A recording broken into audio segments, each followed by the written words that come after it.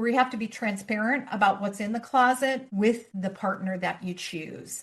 And what you're sweeping under the rug in terms of, political battles or old processes is eventually going to come to light during implementation. And so you want to make sure that while you have things straightened up to sort of like start your process, before you really embark on it, make sure that you look and you weed out and donate and throw away the things that you don't need before you start bringing everybody in for the project start itself.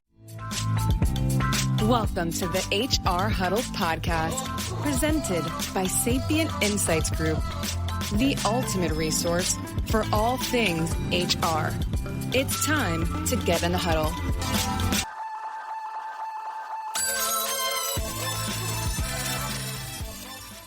Hello, everyone. Welcome back to the HR Huddle. I'm your host, Teri Zipper. I'm the CEO and managing partner at Sapient Insights Group, and I'm back for another exciting episode of HR We Have a Problem. This is the show where we like to break down the big and most relevant HR issues of the day. We help you make sense of what they mean, and we talk about what you might do about them. So joining me today is Bonnie Tinder. Bonnie is the founder and CEO of Raven Intelligence. She's also a top 100 influencer in HR technology for the last, 4 or 5 years. Welcome, Bonnie. It's great to have you. Thank you so much, Teri. It's great to be here. Yeah. In fact, I was thinking about it the other day. I was like, how have I not had Bonnie on this show? I've been doing it for almost 3 years now, believe it or not. So amazed that we hadn't had this conversation in one of my previous many episodes. So thank you for coming on. I appreciate it. Yeah, well, implementation is not the easiest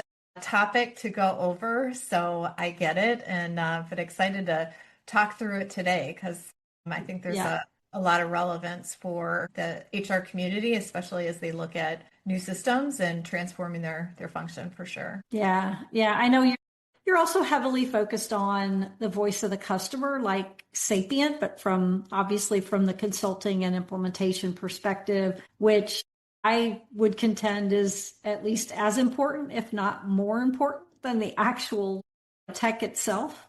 Yep. So I was hoping today we could talk about why the right implementation partners are so important, kind of what that process looks like, how do we prepare and avoid mistakes, and kind of what to expect. Does that sound like a good plan to you? It does. And, we always say all of the great software in the world is not going to matter at all if it's not implemented correctly. And that is everything that we look at Raven Intelligence. And just like Sapient, we always say the voice of customer speaks volumes. And so learning from the history of what other customers have gone to is what we're all about. Yeah. You've got quite a background. I mean, a couple of stints at Ceridian. You've worked for some BPOs. You had some time at Cornerstone, like all sort of this marketing, competitive intel approach. What was the gap that you saw that sort of prompted you to say, I need to do something about this. I need to fill this void? Yeah. Well, I have throughout my career been involved with implementation. I've also worked, though, for software vendors where so much of the focus during customers' journey, at least selecting software, was on evaluating the software itself and sort of shortchanging the idea of the implementation and the partner that's chosen for that aspect of the project. And especially in my time at Cornerstone, where I was before I started Raven, I looked at competitive intelligence and just saw all of the failures that were happening in the world of enterprise software. And it wasn't really difficult to find public reports of these very large, expensive projects that failed, not so much because of the software itself, but because of the implementation. And I said, there's got to be a better way. Everybody's so focused on evaluating the software. Someone really needs to create more transparency around the partners in the implementation process who, weren't getting blamed in the process of, any of these failures. So that's really why I started the company was to help customers make a good decision about a partner and create the data that just didn't exist around the voice of customer and implementation. And so that was really the start of Raven. We operate just like a Yelp or a TripAdvisor. On the software side, you have Trust Radius and G2 Crowd and Gartner Peer Insights. I mean, there's a million of these software evaluation sites, but nobody is looking at implementation in the way that Raven does. So yeah, it's as easy for a customer to find a good partner out there as it is to, look at Yelp for a great restaurant. So yeah, there's no doubt. And in my younger days, I did some software implementation myself, and we were doing it as the vendor, so which is a little bit different than having somebody else implement another third party's technology. But it was always a challenge, sort of defining what the scope of implementation was and just kind of fully understanding the requirements. And I think that's one of the big things that people miss is they haven't really prepared themselves. Like they think the software is the process. But what do you see as like kind of the biggest misconception of buyers? Yeah. I think you said it, which was the idea that a software implementation is just that and not necessarily a re-engineering of internal processes or a true transformation where you're taking what you had in your existing world and trying to rewire that for the future with the software. And I think that customers get so wrapped around, okay, how do we lift and shift it into a new system, and don't go back and say, all right, why are we doing it the way that we are doing it? What can we improve about our overall process before, just throwing it up into a new piece of software? And, the most successful changes happen when you go back and you look at the blueprint before you start moving all the data over into some new system. And that really takes a lot of planning before, you turn things on. So, the best, I think, successful transformations are ones that really re-engineer process at the same time as they're moving to a new digital footprint, so to speak. Yeah. And you kind of have to be doing that before this process starts, right? Because to me, that informs the decision about the tech as well as how you'll go through getting it implemented, right? I mean, it's like planning anything, right? You do the biggest amount of the work happens in the planning process, right? If you do that right, the execution should be easy. Yeah, for sure. It's the planning and it's the people, the team that you have in place, both internally and the team that you hire to help guide you in the process, needs to be your A team. They need to know who's who in the zoo, who's responsible for what does success look like, what's the time to get there, what's the box that you have to work with, because there is no such thing as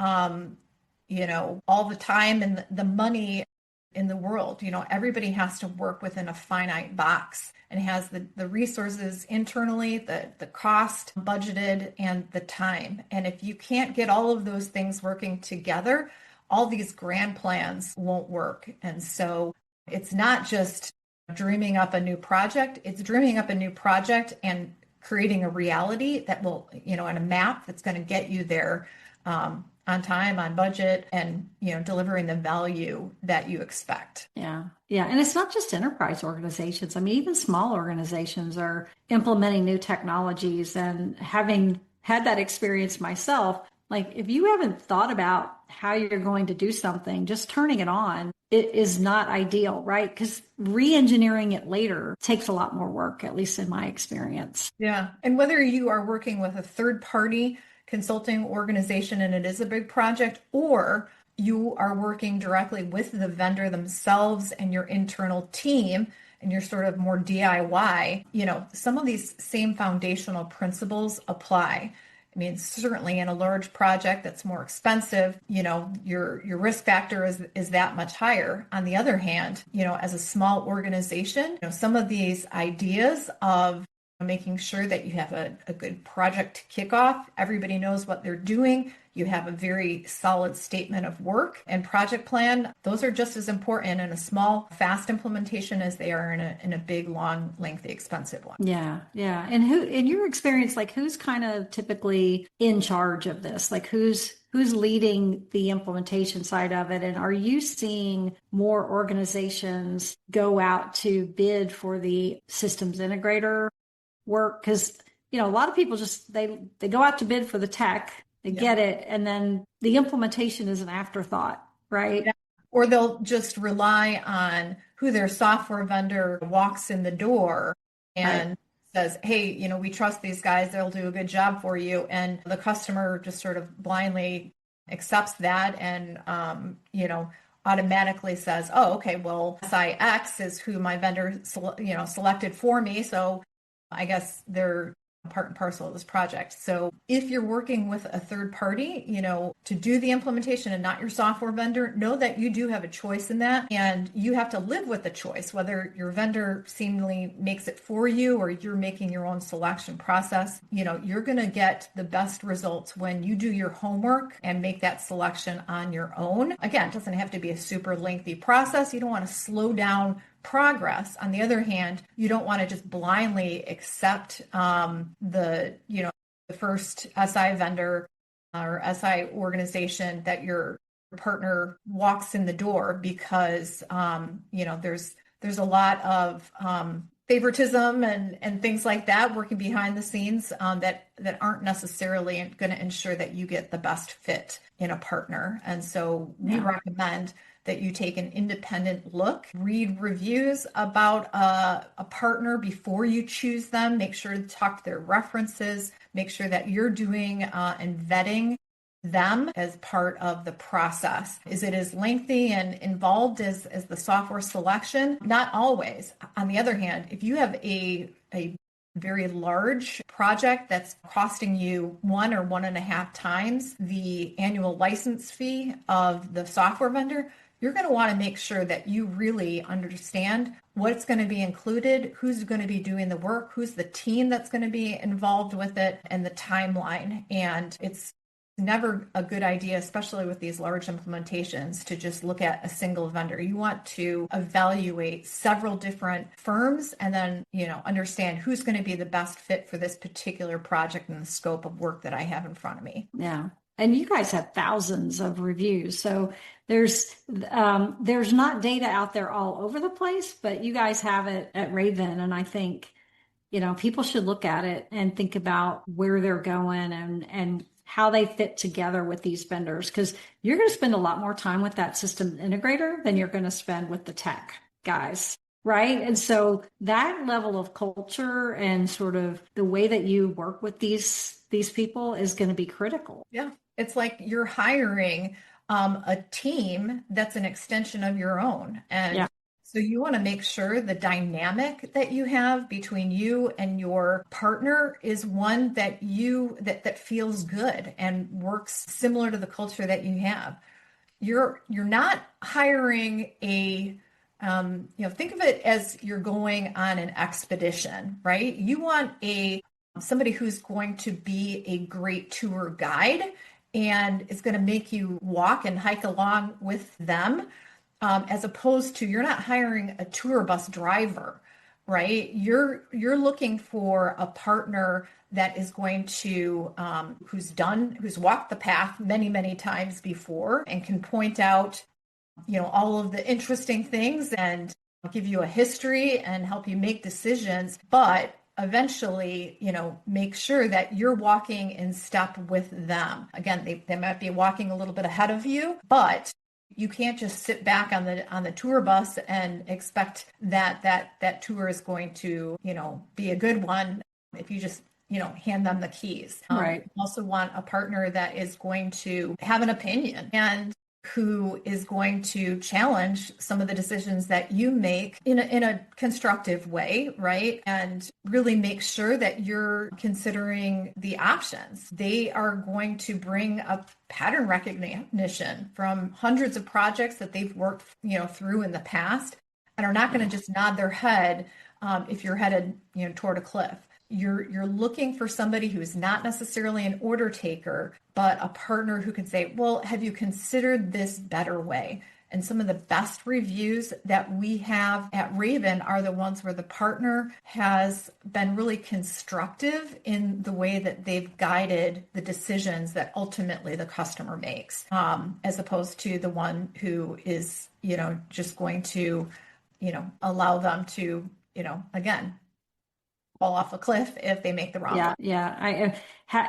This goes back to my way early days of just sort of my first implementation, watching people work through that, and being somebody who, at that time didn't love confrontation. I just would kind of cringe at this, like hearing them push back on the customer. I was like, oh, and customers loved that. Like that was one of the things that made them so endearing to them, was that they did push back, right? They saw themselves as a partner, not a vendor. And that was a great learning experience for me. It was just like seeing that in action, because you had to be able to speak up and tell them, I don't think this is the best path for you, right? Or here's what I think we should do. Here's how we fix this problem, right? Yeah. And there's going to be lots of those throughout. No matter how well you plan, you're still going to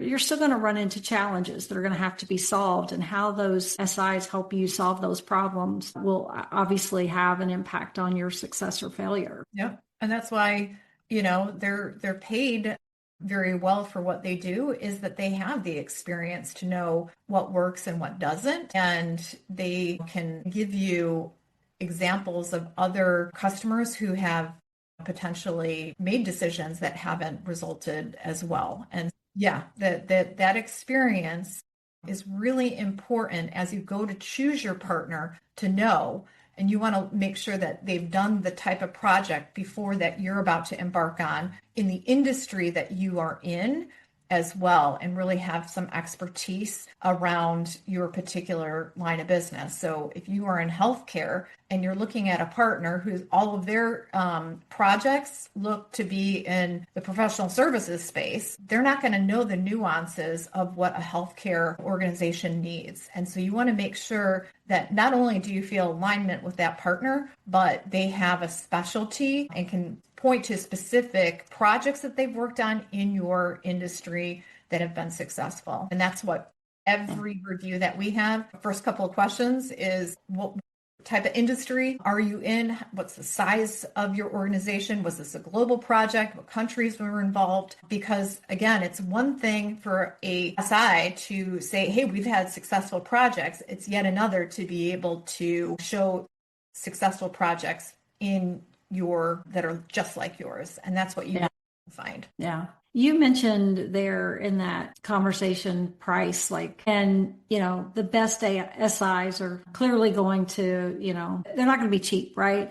So how do you, when you work with organizations, what is your expertise to them? What is the way that you consult with them around how they balance the cost versus the expertise versus the fit? Are there some guiding principles there for them? Because you can't just look at choosing a partner on price is not necessarily the right way to go, right? You've got to be looking at that broader fit that you just described. Yes. And that's why it's so important to look at multiple bids, because, sometimes the cheapest vendor ends up being the most expensive because they shortchanged, some of the areas that you really needed in change management, let's say, or they misquoted the integrations. So, some things to spot during the evaluation process is, are they listening during the discovery phase to understand what is needed in scope? So how well do they do to understand integrations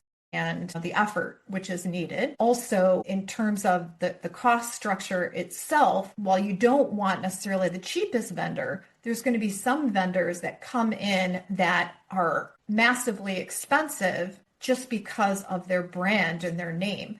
So sometimes you'll find a really solid independent firm who is quoting the work, really thoroughly, but it's less expensive as well. So the most expensive vendor isn't necessarily going to give you the best work either. Hey, everybody. I'm Lori Rudiman. What are you doing? Working? Nah, you're listening to a podcast about work, and that barely counts. So while you're at it, check out my show, Punk Rock HR, now on the Work Defined Network. We chat with smart people about work, power, politics, and money. Are we succeeding? Are we fixing work? Probably not. Work still sucks, but tune in for some fun, a little nonsense, and a fresh take on how to fix work once and for all. If they're relying on their name brand, you want to go with the vendor sometimes that feels like they might be in the middle and who is quoting things that they have thoroughly investigated during the discovery phase and yet are not necessarily providing, a real expensive quote just based upon their brand, so to speak. Yeah. And if you can vet, they have successful projects through other customers who have done it. That's your sweet spot right there. Change orders is a big reason that projects end up going over time and over budget. And so those cheap projects sort of quote themselves as such because they know they'll make up the difference during the implementation process because of change orders. Yeah. The change orders, which are sort of intentional on the part of the SI, are really problematic because nobody likes surprises during the implementation. And it's one of the things that we ask in our review is, how many change orders did you have? Were there some? Were there many? And how many of those change orders were because you as the customer changed the scope as opposed to your partner didn't, find things during the discovery process that ended up, sort of biting you later on. And so you can look and see, some of those very specific call outs on each one of the reviews. If, a vendor has or a partner has many reviews, which came in on time, on budget with few change orders, generally speaking, that does bode well that you're getting a quote which is in line with your project. Yeah. Yeah. Well, I would say too, the other thing is be very transparent with these individuals when they're having conversations with you to prepare your proposal. Because if you don't tell them about something that's going on in the organization because you're afraid that might impact the cost, it's going to impact the cost. Like there's going to be something down the road. It's going to come up. And now it's going to be a change order, right? Yeah. You can pay for it now or you can pay for it later. Right. And I think that's a red flag too, when you look at like 2 or 3 proposals, right? And you see this one's cheaper, but they didn't mention these 3 things, right? So why did this vendor mention these things and this vendor not? Like, what are some of the red flags that you see, when people are going through this process? Yeah. Quick quotes, I think is a big red flag, Yeah. right? We'll get you that tomorrow after a half an hour call, right? Right, exactly.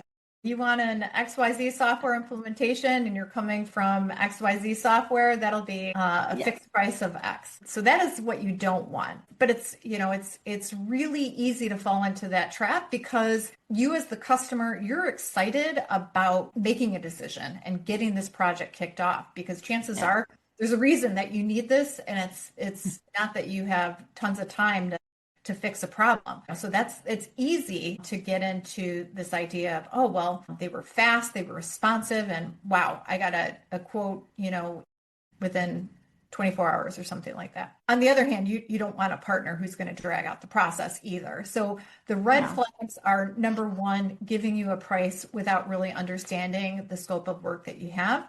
Another red flag is a partner who will claim that they have tons of success and they do so much work with a particular vendor and have 0 reviews to prove it. That, to me, I talk to SIs all the time, and the best ones are running toward this idea of transparency. They're running toward asking customers for review because they have very few skeletons in the closet. The vendors who immediately, as soon as you say customer reviews, sort of run the other direction, those are ones that we know are not open to transparency. They're not willing to really show any proof points about the volume of accounts that they have completed, or they know that they don't have happy customers. And so the red flags are ones who really can't very readily come up with the proof points around customer success. And there are many of them.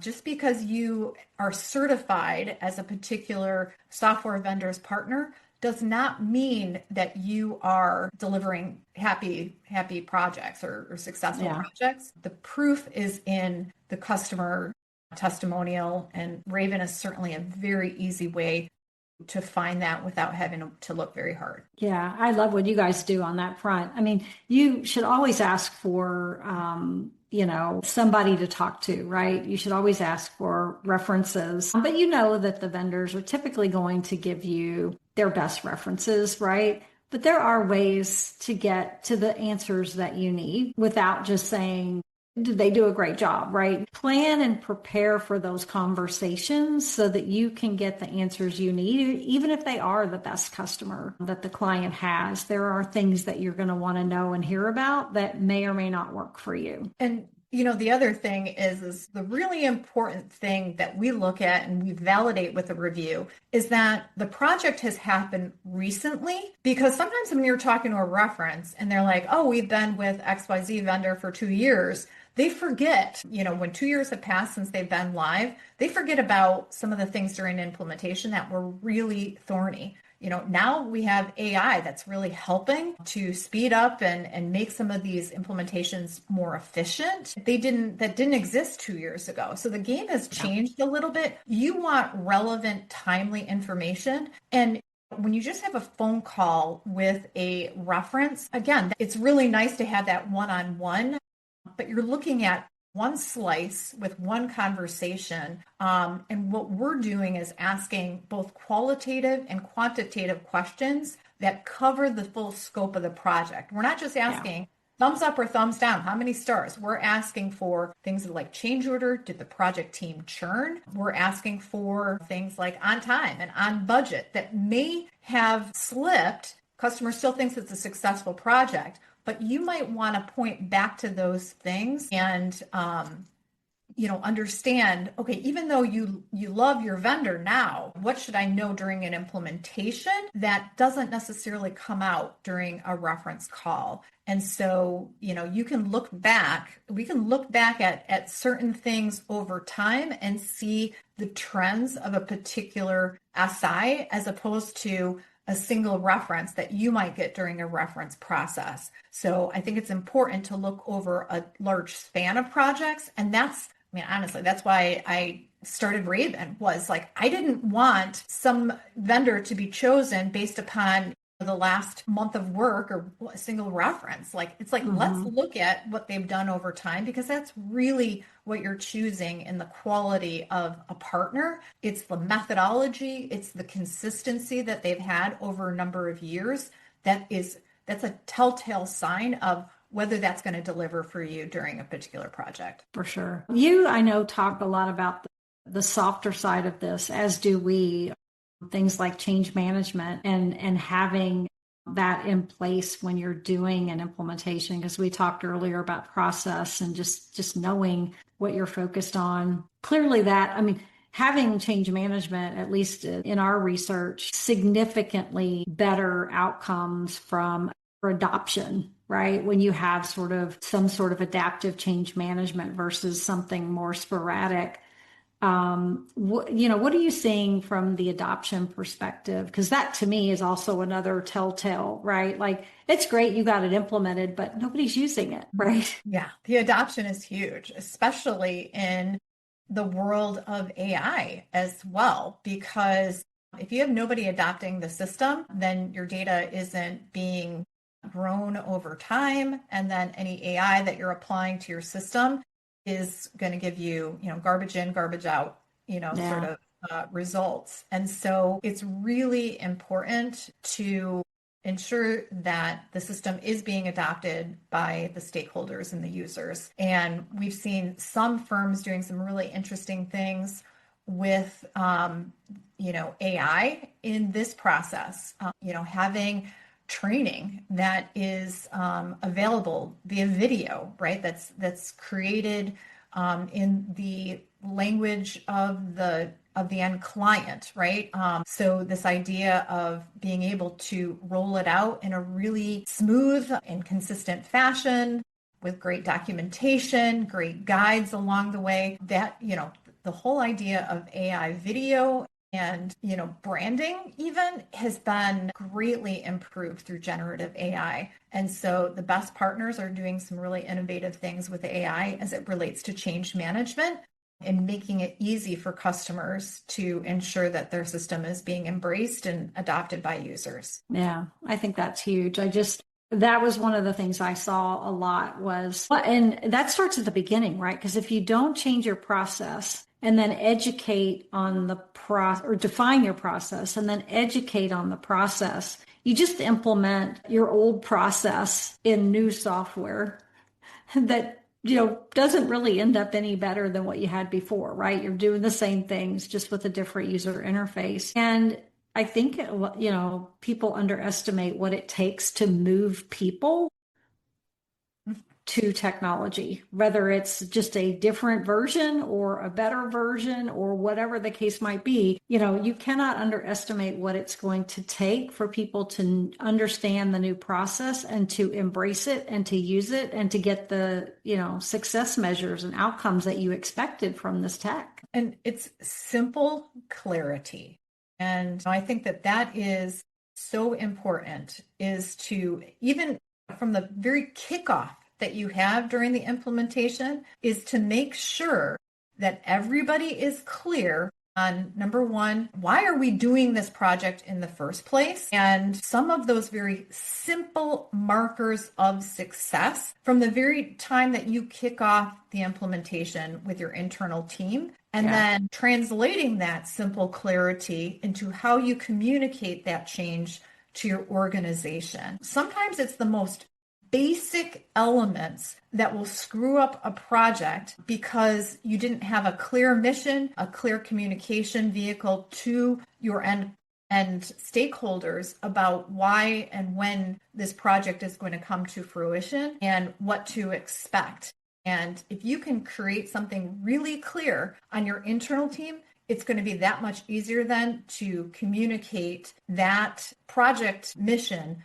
to, externally to all of your stakeholders who are going to be using the product or having to adopt a new process, so to speak. And that is where I think AI is just masterful, because it can really help you brainstorm on what your concepts are and how do I translate something that we're talking about that has, tons of complexity during our internal meetings. How can we then translate that really simply into terms that everybody can understand, from your executive stakeholders to, your end user hourly employees who have about 2 seconds to understand, what you're trying to accomplish. And so using AI and some of the generative tools that are available has been a great aid in this very process of change management. Yeah, I think that's going to be huge. And just having those guiding principles going into this, 2 things I always thought were critical. One is your sponsor. If you don't have a really dedicated, engaged sponsor, you're going to struggle throughout your project. And then if you don't have those guiding principles that you keep coming back to say, look, I like where you're going with that, but that's not part of the scope for this. It's like that. Let's table that. Let's put that, on the phase 2 list, because if we do that, that's going to derail this project. So having those sort of guiding principles is key to the process. Things that are out of scope are not the enemy, but scope creep is. And, you can look at like these little minor changes along the way, like pebbles in your shoe. You accumulate enough of them and nobody's going to be able to walk. It's going to make things really uncomfortable. And I think it's really important for your project team to know what is in scope. So have every single person on the project team read the statement of work and to know exactly what is part of the project and what would be considered outside of that, and to treat every And everybody's going to have an opinion, by the way. And so like what they see as a really important change to have, they're going to be very emotional about, arguing for. You really, as a project leader, or as, the executive sponsor on a project, you need to take each one of those, sort of pet projects or, the changes that are being requested and think of it like a parking lot that you have during a meeting where somebody is going to try and derail your meeting. Your meeting could, end up being 4 hours long if you just let everybody, have a sidebar. So put it in a parking lot and then, have a very clear decision-making process to then look at that parking lot and say, okay, this is a legitimate concern. Let's make sure that we do modify the scope to include these type of things. But don't just automatically let all of these changes build up, because the scope creep is the killer. It's not like, is this in or out of scope? It's the idea of like, oh, we'll just put that in there and all of a sudden it snowballs. Yeah, you do have to assess like how critical is this? If we don't do this, does this blow everything else up, or can we put that off to the next phase? We just redid our website recently, and I was like people would say, oh, well, we need to add this. It's like, nope, that's not in this phase. Like that is phase 2 or phase 3. But, if we don't stick to phase 1, we're never going to hit our deadline. Of course, there were things that came up that were, if we don't do this, we're going to have a problem, right? So then you got to figure it out. But you just got to have those guidelines in place and those guardrails. And you've got to have somebody leading the project who knows how to say no, but or when we can do that. Absolutely. Yeah. You mentioned AI, and I agree with you. I think it's going to be a huge help in terms of just sort of cleaning data, understanding, helping you articulate some of the challenges and those types of things. Are there other things that you see coming in the next 3 to 5 years that are going to have an impact on, this consulting ecosystem? Yeah. Well, I think the smart SIs are already using it effectively for some of the things that you mentioned. In addition, training, as I said before, the change management, documentation, project branding, all of those are being used today by the good SIs. I think AI in an implementation is like having an extra person who can handle some of the administrative things that nobody likes doing, like cleaning data, answering repeat questions, documentation, things like that, recording meetings. So, to make sure that everybody, how should I say, that nobody misses things during meetings. And it's so easy to have the game of telephone in a project because, in every meeting, inevitably, somebody is not going to be there. And so, I know of companies, Axiomatic is one, that has designed a way to assimilate all of the documentation, meeting recordings, statement of work, project plans together and puts it into this sort of knowledge base that can be queried. And so whether your executive sponsor is actually in these meetings or not, they can query the documentation and the meeting notes to know, is my project, asking the simple question, is my project still going to be delivered on January 1? Or, what are the red flags right now? So AI is really becoming the teammate that everybody wished that they had, fast, tireless, unbiased, and doesn't miss anything during a meeting. All of us, are human, right? Exactly. And, and then all of a sudden you miss something like that's completely going to derail what we had going on. So, AI doesn't have those distractions. And I think it's really, even now, this is not 2 years from now, it's already becoming an amazing tool.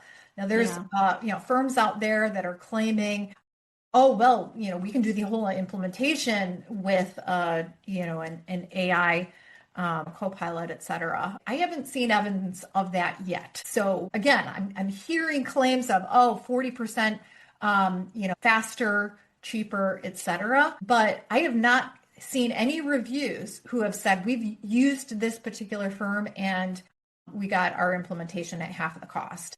or, delivered in half of the time. So if it's happening right now, I don't see any actual proof points as of yet. Maybe it will, and I hope I see them soon because I think there's a lot of promise there. On the other hand, all of the AI is not going to solve for a system that you're trying to lift and shift that isn't up to the process that you need to re-engineer internally. AI isn't smart enough to do that. Yeah. What's new anything new coming up in Raven's world? Are you guys doing anything new and exciting that people are going to be interested in hearing about? Well, we just released several reports, UKG, Dayforce, SAP Success Factors, that look at all of the partner reviews over the last 12 months and show and showcase all of the partners and the work that they're doing. It's a guide that really helps a customer understand what should I be asking an SI during the evaluation stage. And so I'd encourage you go to ravenintel.com. You can download those for free. No matter what software you're implementing, there's going to be some relevant tidbits that I'd have you look at. We're working on a report right now with SAP Success Factors on AI adoption. And so coming and looking at, what are the early impacts of AI that are being realized by some of these new features that are now available. Things like, ask my payslip, so to speak. So that'll be coming out in January.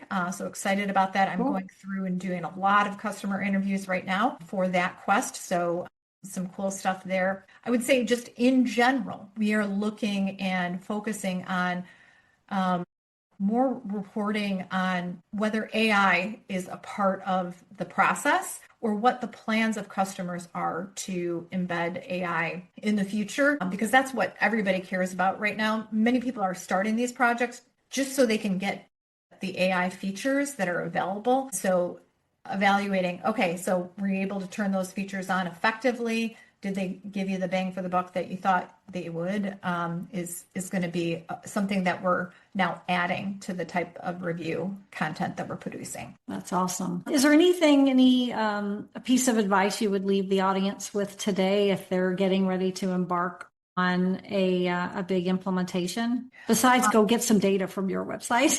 Yes, exactly. It's all there. What I would say is you want to start from your end picture first, right? Know what you really want to accomplish and what the business objectives are, and have those very simple ideas of that after picture, not only, ideas, but how are you going to measure success of your project and work backwards from there? Because that's going to help you be much more clear in articulating to any software vendor or any SI partner what you want to accomplish, and create a very clear theme that then you can go and make your evaluation, draw from.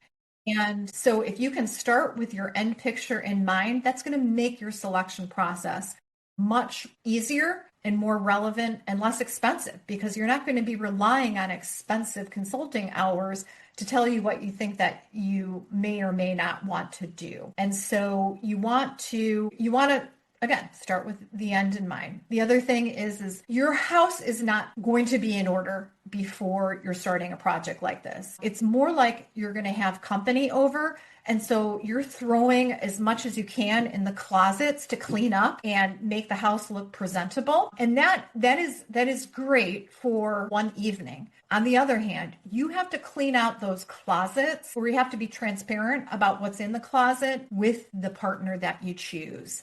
And so, what you're sweeping under the rug in terms of, political battles or, old processes is eventually going to come to light, during implementation. And so you want to make sure that while, you have things straightened up to sort of like start your process, before you really embark on it, make sure that you look and you weed out and donate and throw away the things that you don't need before you start bringing everybody in for the project start itself. Because again, you don't want to be paying consulting rates to help you clean out a closet you might have been able to do on your own. Yeah. No, that's great advice. Well, thank you so much, Bonnie. This has been great. I really appreciate you joining me today. And I know they can find you at Raven Intelligence. Anywhere else they should look for you on, I guess, on LinkedIn and. Yeah, absolutely. LinkedIn is where I post. I try and be really regular out there in terms of news, updates, events that I attend and things like that, or just ideas that I have. So, you can find me on LinkedIn, and I manage a group that has 40,000 members. It's the, Global Workday, SAP, UKG, Dayforce, HCM peer discussion group. And so that's another great place for data as well. So you join that group because I'm posting a ton of stuff out there as well. Fabulous. Well, thank you again. I also want to thank our producers, the Brand Method Media Group. I want to thank our marketing team. And I want to thank you for tuning in.